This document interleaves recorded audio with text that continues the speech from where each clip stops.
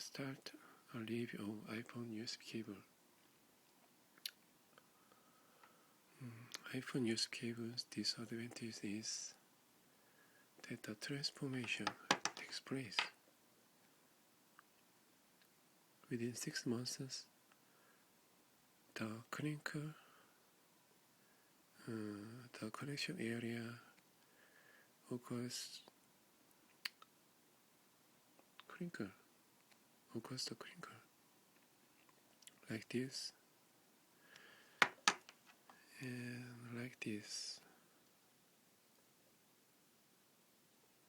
When compared with the typical USB cable, it's very tough, and it seems like not have the disadvantage of crinkles.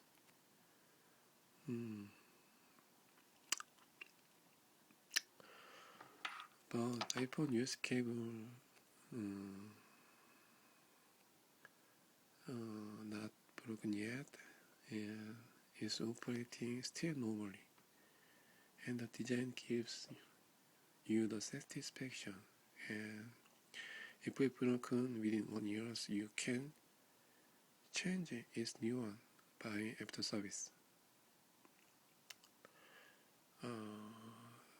If I were you, I will not have complaints because its design covers the